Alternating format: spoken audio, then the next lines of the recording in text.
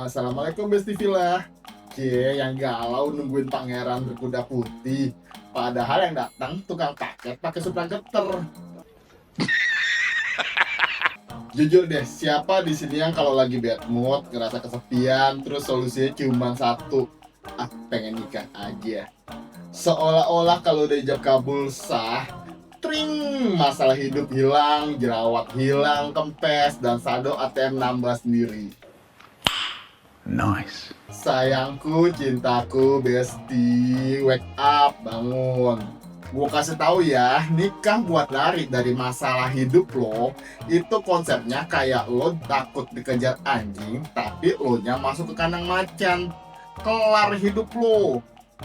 Damn! Nikah itu bukan buat tempat rehabilitasi mental. Pasangan lo itu pendamping hidup, bukan tempat sampah buat nampung insecure lo doang. Lo pikir nikah enak, bangun tidur ada yang meluk, iya benar. Tapi ingat, pas lo tidur, lo bakal rebutan selimut. Dan pas lo bangun, lo bakal rebutan siapa yang nyuci piring bekas malam. Rasulullah SAW itu visioner banget. Beliau bilang siapa yang mampu, menikahlah. Kata kuncinya mampu. Versi Gen Z, mampu itu sekarang agak geser ya. Mampu menurut kita, punya kuota internet lancar, punya baju couple, dan punya stok caption romantis buat Instagram. Padahal mampu dalam Islam tuh berat, bos. Fisik kuat, dompet sehat, dan mental baja. Kalau lo sekarang ditanya mau makan apa, jawabnya terserah. Tapi pas dibeliin salah malah ngambek 3 hari, itu tandanya mental lo belum bye. Jadi benerin dulu mentalnya, baru cari jodohnya. Biar nanti rumah tangganya sakinah, mawadah, warohmah. Bukan sakinah, mawadah, wah marah-marah. No! God, please, no! No! Kenapa mental harus ready? Simple. Kalau mental masih error, bisa trauma masa lalu, trust issues tinggi gunung Semeru, atau emosi yang sumbu pendek kayak petasan korek. Lo nikah bukan mau bina rumah tangga, tapi malah mau bina rumah hantu. Nyeremin Besti, lo bakal bisa anak orang. Ingat, ayat sejuta umat yang pasti ada di tiap undangan nikah. Surat An-Rum ayat 21.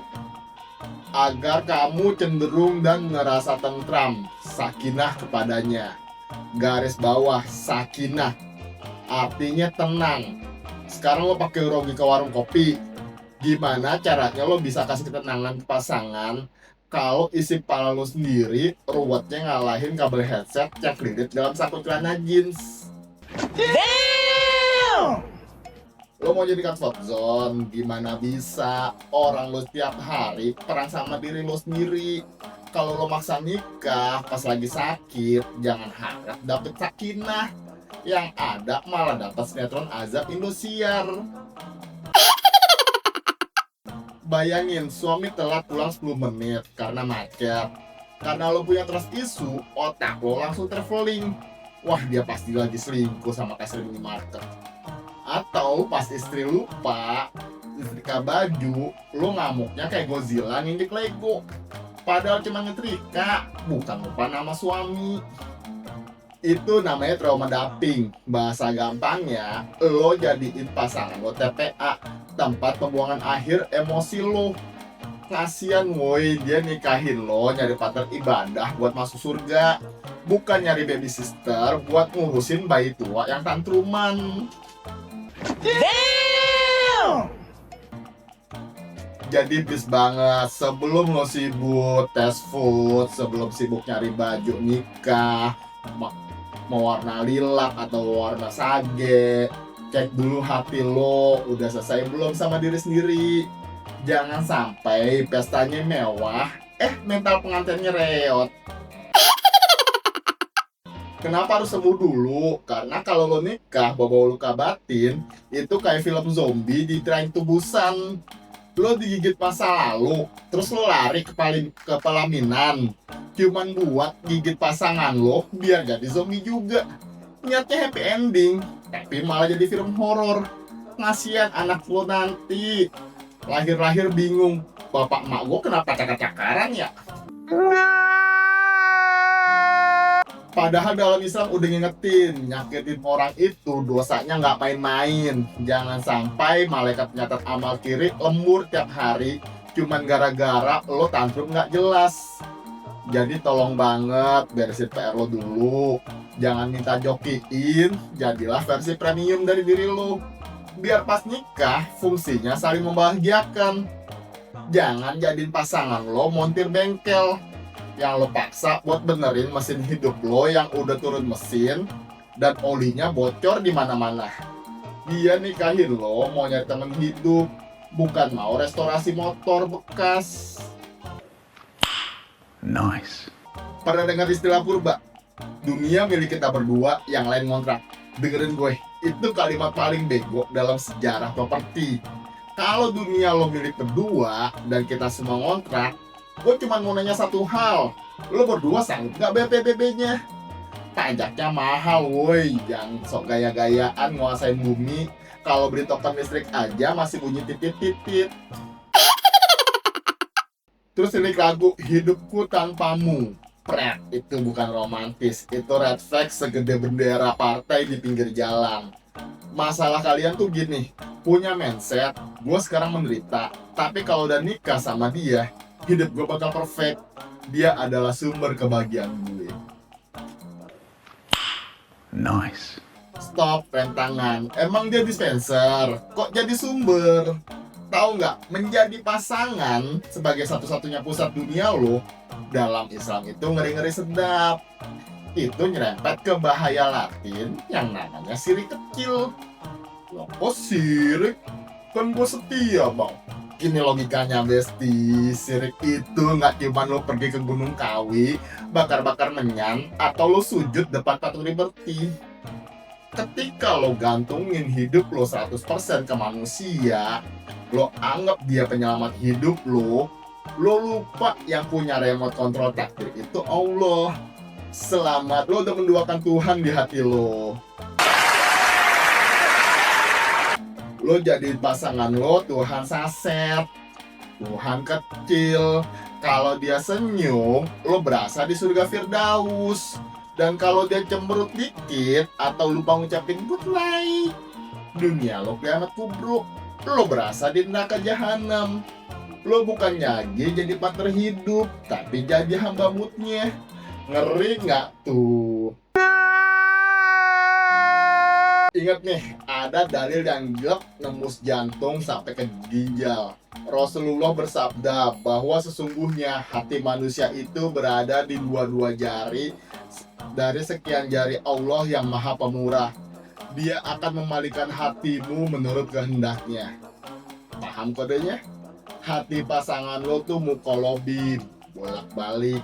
Sifatnya cair besti, lebih cepat berubah daripada harga saham gorengan. Hari ini dia sayang banget sama lo, besok bisa jadi dia bangun tidur ngerasa ilfil cuma gara-gara lihat muka lo berminyak pas bangun. Sadar woi, pasangan lo itu manusia, bukan anime. Dia bisa capek, bisa hilaf, bisa boketek kalau lupa pakai deodoran, bisa ngorok kayak knalpot bajai. Dia nggak glowing 24 jam. Ada kalanya dia dekil, kumel, dan bisa dipijitin. Nice. Kalau lo jadiin jadi yang utama, begitu dia goyang dikit, misalnya lupa anniversary ke 3 bulan, atau bales chat cuman ye doang, bangunan jiwa lo tuh langsung runtuh, ambruk kayak tenda kawinan kena angin puting beliung. Kenapa lo naruh beban yang gak ngotak? Lo nuntut dia buat jadi badut yang harus ngehibur lo 24 jam nonstop. Itu bukan nikah, itu namanya pesugihan emosional. Bedanya sama pesugihan biasa, kalau nikah biasa butuh tumbal ayam cemani. kalau lo numbalin mental suami lo sendiri. Lo sedot energi dia sampai kering kerontak buat ambel lobang di hati lo. Serem, Jenderal. Allah Subhanahu wa Ta'ala itu udah nyindir keras buat yang mungkin nggak ngotak di Al-Quran. Al-Baqarah ayat 165. Intinya jangan nyembah tandingan selain Allah. Jangan sampai cinta lo ke dia ngebalap cinta lo ke Allah. Masa lo rela nggak makan demi beliin dia kado, tapi sedekah ke kotak amal masjid mikirnya kayak mau investasi saham. Pelit. Mindset yang bener itu gini, bahagia itu self-generated, kayak listrik. Lo harus punya genset sendiri. Jangan datang ke pernikahan dengan modal baterai 0%, terus berharap pasangan lo jadi power bank seumur hidup. Panas bos, meledak. Nanti power banknya kalau disedot dulu arusnya.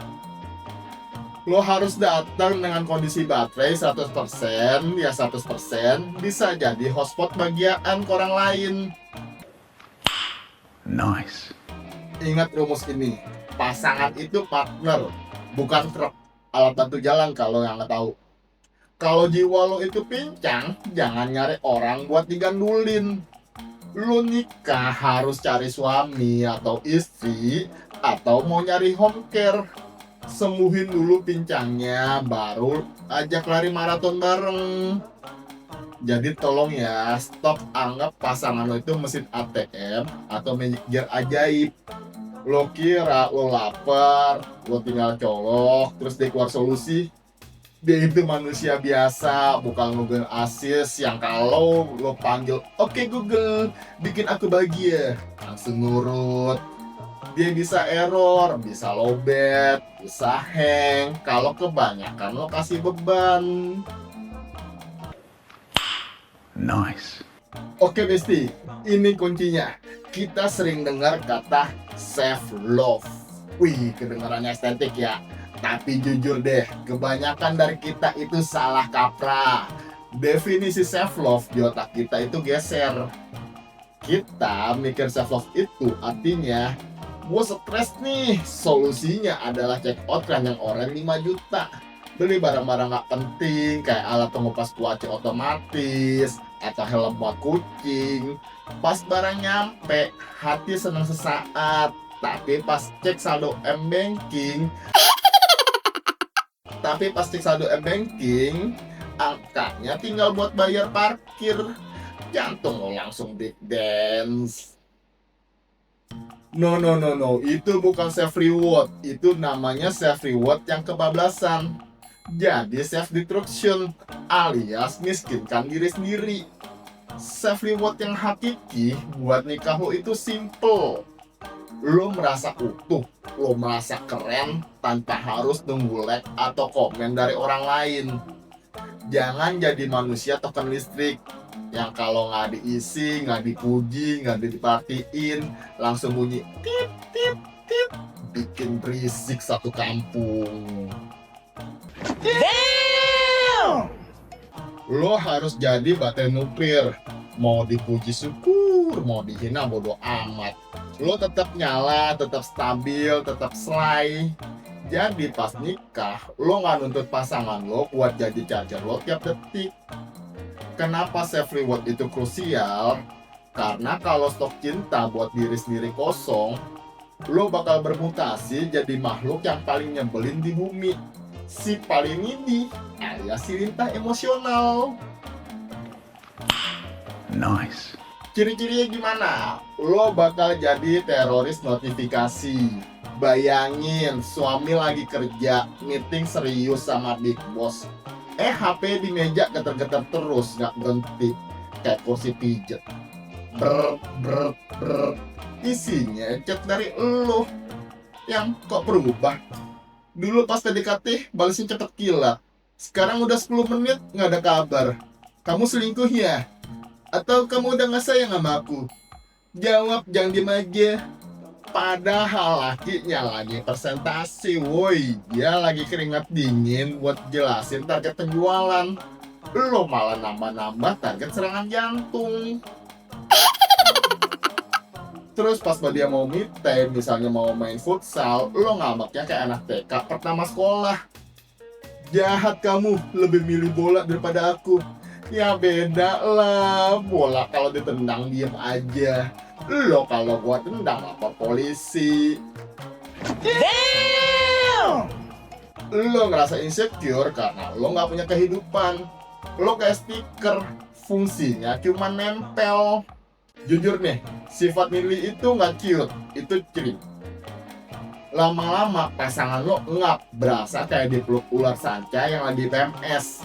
Nyesek, ngap, mati pelan-pelan. Psikolog bilang hubungan yang sehat itu independen, jangan dependen.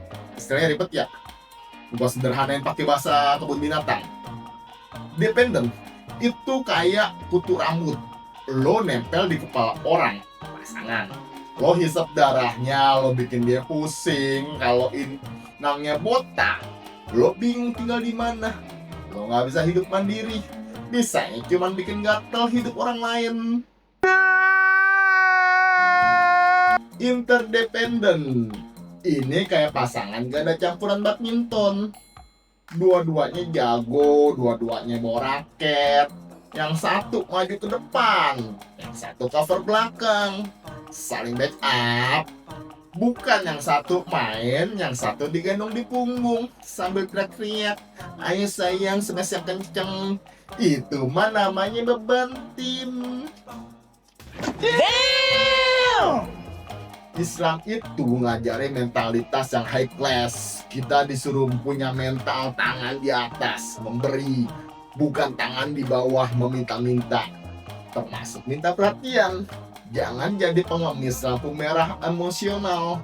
Dikit-dikit nyodorin tangan pasangan. Bang, minta perhatiannya bang, seikhlasnya aja. Malu sama kucing.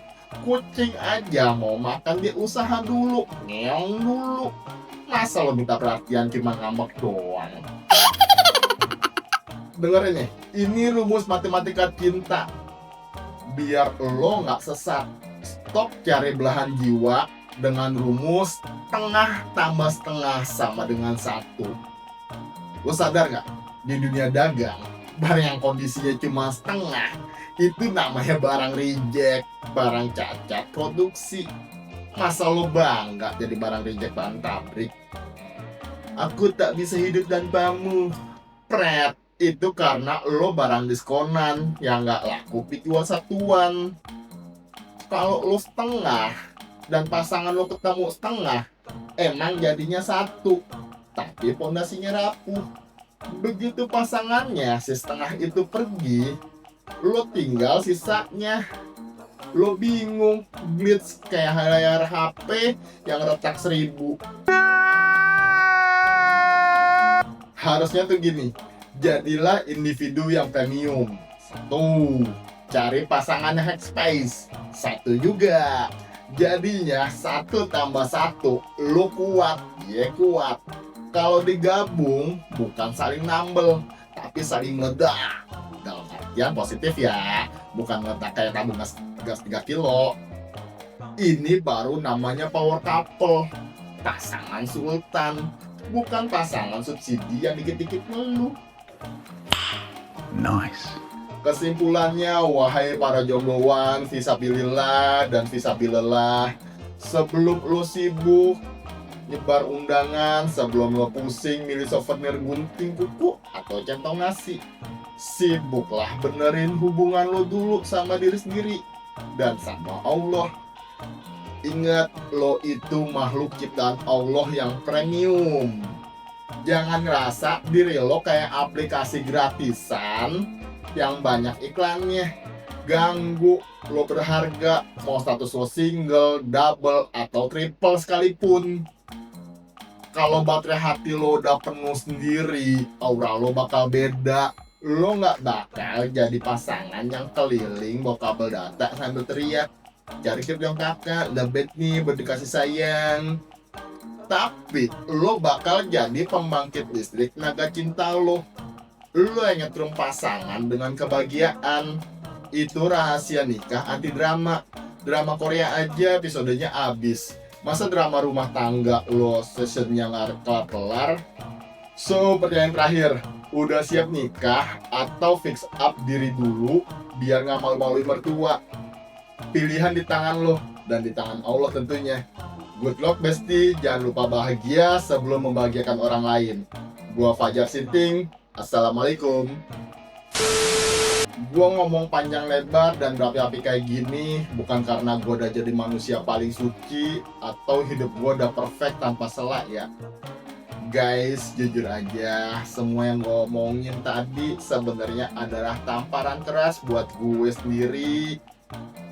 Gue juga masih manusia biasa yang setiap hari masih jatuh bangun berjuang buat memberesin hati dan ngurusin niat.